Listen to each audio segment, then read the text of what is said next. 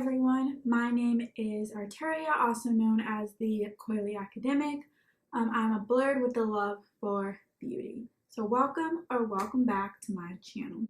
So with everyone's summers coming to a close, I wanted to do a video where I explain or showcase the tools and equipment that I find to be very useful for grad school. These are the things that I reach for every single day. The things that I would suggest upcoming first year like PhD students or master students to have in their arsenal.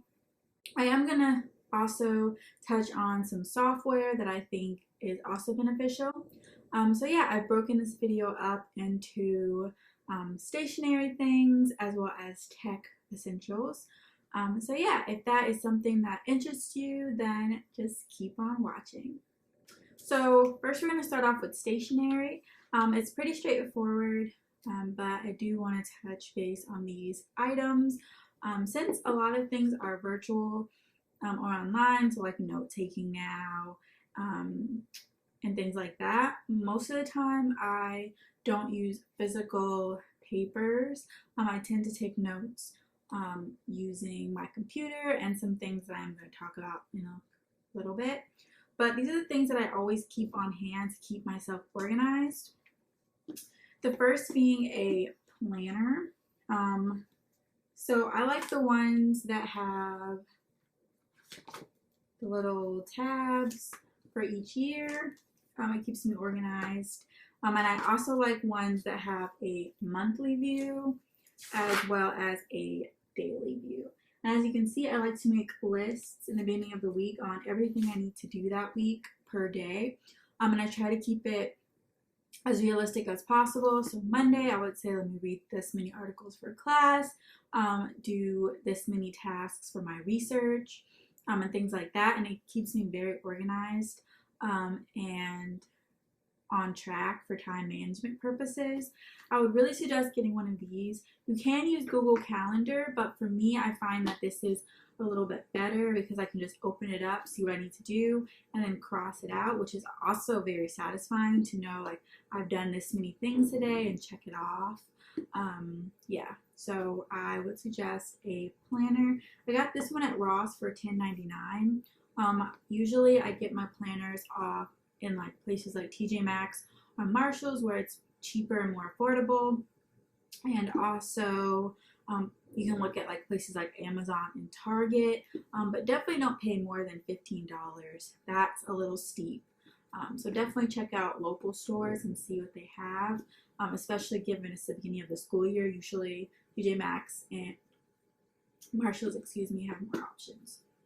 The next two items are notebooks. Like I said, I tend to take like notes for class and stuff like that on my computer or digitally, but I do like to have a couple little notebooks in my book bag or around the house, just so I can take research notes especially. So this little blue book I use for research ideas that I have. When it comes to me, I just jot it down so I don't forget. And this is small enough to like have everywhere, where it's my book bag, on my desk. Yeah, so if you're in a research intensive program, I definitely suggest having your research idea book and jotting them down. You never know when you might need to go to this to think of a new idea. Then I also have another notebook. This one's bigger and I use it for notes for research, like notes for meetings, things like that, and things where I need maybe to have something jotted down as I work simultaneously. This is a great option. I got this on Amazon, I believe. I want to say it was about $10. Similar to the planners, you can find this pretty much anywhere, especially places like Ross, TJ Maxx, and Marshalls. These are very helpful, especially if you're doing a PhD program and you just really want to stay organized and have your ideas all in one place. And along with this, I like to use specific types of pens. They're by Bic, and they're the 4-color ones. They're kind of like the classic type, where basically your there's like 4 or 5 different colors, and then you can use them whichever one by just clicking it down like this and then popping it back up to the next color. So I like to use black so I like to use it like in my planner in a lot of ways, or like on my lists. So black is usually like my notes, my to-dos, and then I like to cross them out in a different color to signify I'm done with this task and I can move on to the next one. We are now moving on to tech essentials. Again, I don't have that many items, but these are the items that I reach for every single day. So the first most obvious thing is a laptop.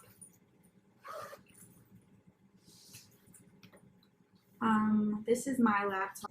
I have the MacBook Air.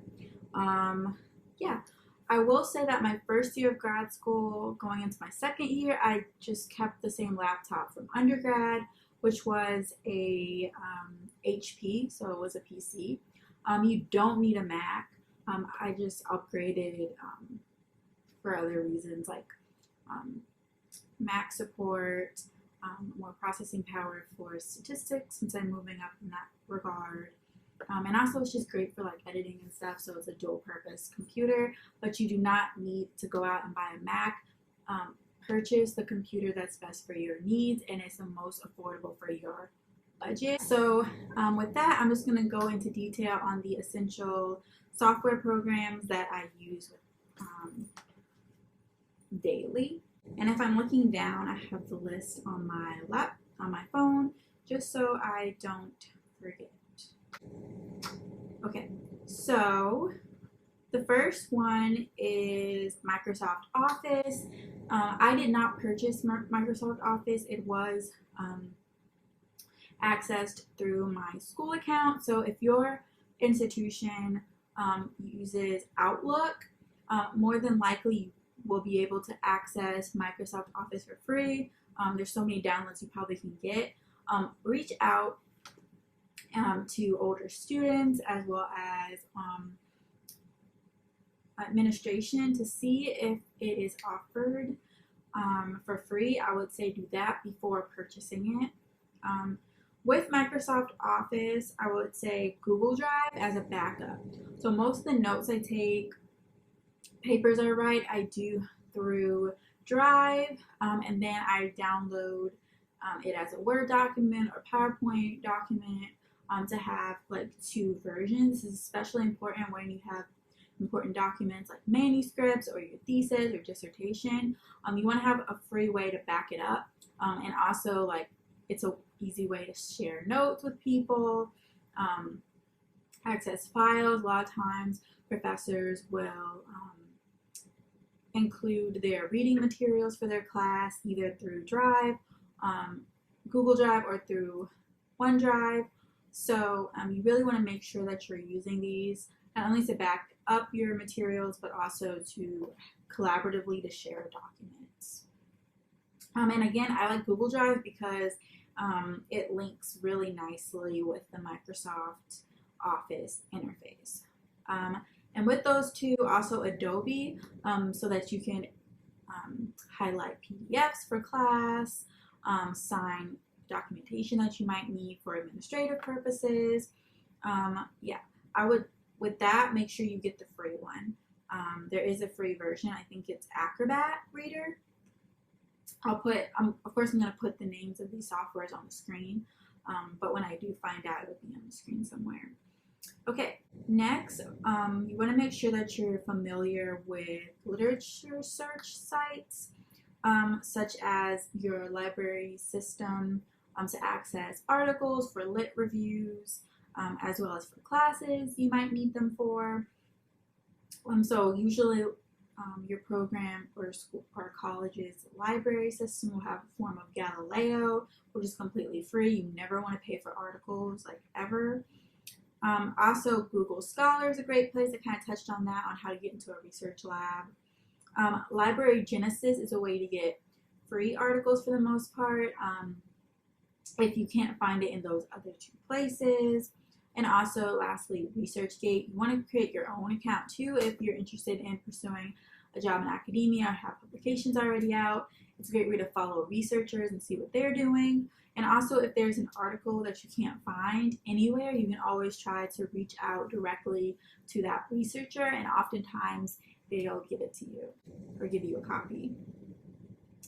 And lastly, you want to make sure you already have downloaded the statistical program that you're primarily going to use.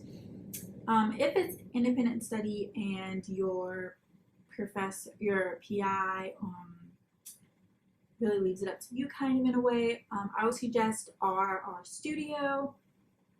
So basically RStudio just creates a more intuitive interface for navigating your code and things like that and your output. Basically, R uses a coding interface and has multiple packages where researchers create these packages for free use. So that's why I suggest R, because it's free. It's really the statistical program of the future. A lot of people are switching to R given its capabilities and the fact that it's user-friendly and pretty affordable. If your program requires you to use a specific one that needs a license, such as SAS or SPSS, make sure you check to see what free licenses are available. Sometimes programs provide a free license, so you don't have to pay for it. If not, also check to see if you can VPN into the school. That way you don't have to pay for the program. All you have to do is log in as if you were at school and just do it that way.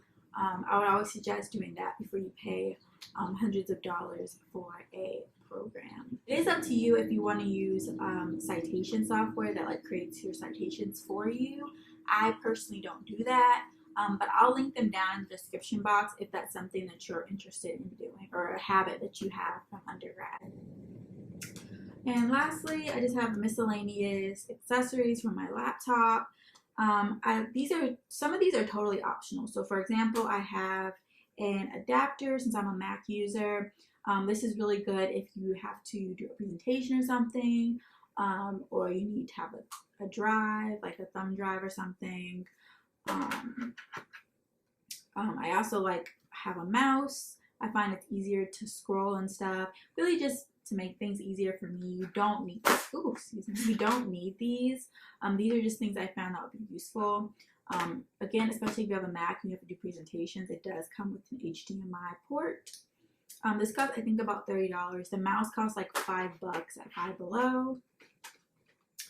The next thing is also totally optional. I have a clicker for a presentation. So what you do is you put this part into your USB port, and then it syncs up wirelessly, and then you can use it to present your PowerPoints for classes, conferences, and also for thesis or dissertation proposals, so you're not glued to the podium and having to manually click. This is great for that. It uses batteries. I got this pretty affordable. I think it was between $10 and $20, and this is gonna last me a while. I decided to invest in a clicker because I do want to go academic. I do see myself doing a lot of presentations, especially for conferences and stuff. And when I got it at the time, I was scheduled to present two things at a conference, but it was canceled. But I did still use this for my thesis proposal, so it has come in handy. If you're earlier in your grad school career, you probably don't need this. You probably can get by without one. It's just a cool add-on to have. It makes you feel and look professional. And the last thing is an essential for me. So my first year of grad school, about halfway through, I noticed I was getting eye strain pretty badly, and I realized it was because I was constantly glued to my laptop. To read articles, I'm on my laptop. To write, I'm on my laptop. And of course, in grad school, you do a lot of reading and writing, and you're often on a laptop. For my research, it's through surveys, so it's all on my laptop. So I decided to invest in some blue light blocking glasses. I get mine from Amazon, and they're pretty affordable. So the ones I'm about to show you came in a 2-pack. They're from the brand Field. It came with a case, and it came in a pack of 2 for $14.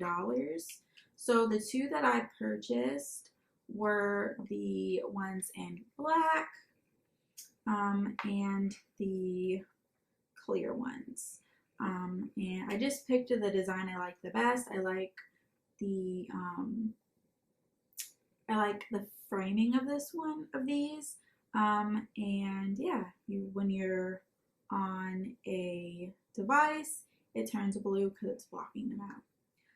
Yeah, I would suggest not paying more than $20 for a pair. They're pretty easily accessible, especially on Amazon. Just look at the reviews to make sure that they're to look at the effectiveness of those glasses. Yeah, so if anything, the 2 things I would suggest besides the software is the laptop in these, and of course the stationery. These again are not really necessary. They're just add-ons that I tend to like using. Also, I do want to add that sometimes people find having a dual monitor to be useful, especially for eye strain. So if that's something that you think would be beneficial to you, then definitely consider adding a monitor, especially in these times where we're constantly in the house, constantly working on our laptops. So yeah, these are all of my grad school essentials. These are things I would definitely recommend for incoming grad students. So yeah, if you like these type of videos, please like, comment, and subscribe. And click the bell so you're notified whenever I post. I will see y'all in the next one. Bye.